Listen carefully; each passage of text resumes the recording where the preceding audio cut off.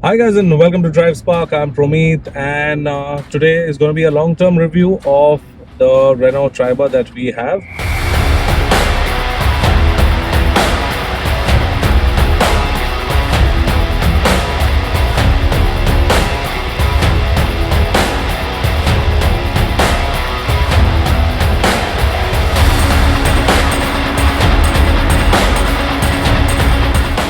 This is an automatic variant and I'll be telling you that I have driven the car for almost close to around 2500 kilometers within the city and a little bit on the highway.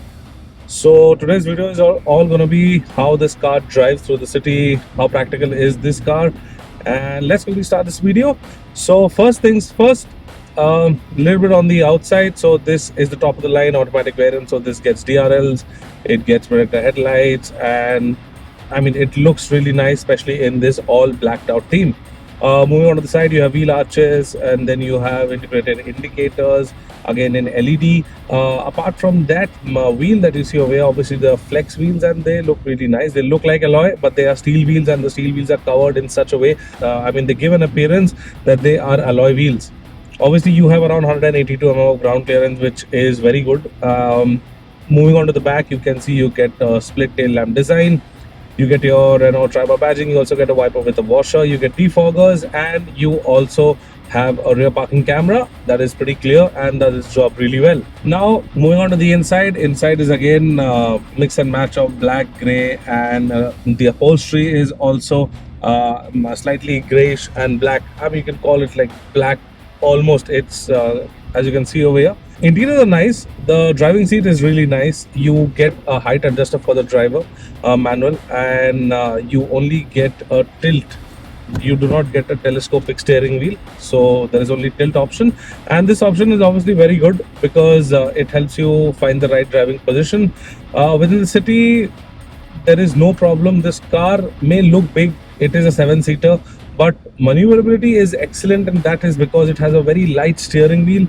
Helps you to move through traffic very easily. However, this is powered by a 1 liter. It's a 3-cylinder naturally aspirated petrol engine, and this engine pumps out around 71 bhp of power and around 96 Nm of peak torque, and that comes mated to either a 5-speed manual or an AMT gearbox. Now the AMT gearbox is pretty convenient. It's a pretty robust gearbox that I would say. It is slightly slow, but it does its job really well. Sometimes it takes its own time to shift up or shift down, or when you're on an incline. This also gets a hill hold assist, so when you're at a slope and you release the brake, the car will not roll back. A very good feature again that I found useful when you're on flyovers, and I mean you really have to stop and go. Also guys, one more thing, the amount of space that the Triber has to offer, and this as in I mean the seat configuration, you can use it as a 5-seater, you can use it as a 6-seater or a 7-seater. But however, with all the 7 seats up, you have around 84 liters of boot space, which is expandable up to 625 liters when the rear 2 seats are removed. So yeah, you can remove the seats, keep it at home, and then you have around 625 liters of boot space, which is massive, and still can take around 5 people. Middle row is good. One thing I like to point out is the AC is excellent. You have ACs for all the rows.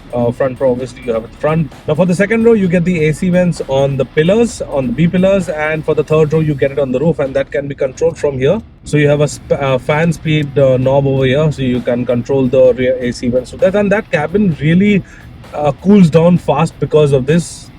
I mean the AC is excellent. Also, if we talk a little bit about the interiors, then you get a touchscreen over here. You get a digital instrument cluster that, I mean, obviously you've seen on the Kaiga now. It has changed, and it's a 7-inch LCD screen, and that's really nice. It gives you a lot of information about the car. Plus, the suspension of the car is actually very good. I personally like it. It is very well balanced, and when there is slightly load, I mean, obviously it comes down a little bit, but that time the car becomes much more stable, is what I felt. Overall, suspension is soft. This is not a car that you will go around cornering hard, and this is more towards your cruising and your day-to-day city use. So the suspension, according to that, is very nice. Bumps and potholes are easily absorbed. NVH levels have also improved a little bit, but yeah, the engine is slightly noisier on higher revs. You can hear the engine revving inside the cabin. However, that will not interrupt if you're talking or if you're having a conversation. Top speed, if you want to ask, it's around 150 kilometers an hour, but please don't do that. We checked that while testing. Also, the brakes are also good. So it has a disc setup at the front and a drum setup at the rear. It's got ABS, it's got traction control, it's got airbags, and this is a 4-star rated car. So safety wise, this, I mean, you can definitely look into this. And if you're planning to buy a 7-seater and you don't have the budget of a very expensive car, then you can go check out the Renault Triber, because this is an excellent option. I would really suggest people to go check this out. I mean, the price, if you talk about the price, the top of the line variant this that we are driving is around 9 lakh rupees ex showroom. So I mean, in 9 to 10 lakh rupees, if you're getting a 7-seater that has a modular seating setup, it's got the features, it's good in safety, it's good to drive around, you can definitely go check the all new Renault Triber.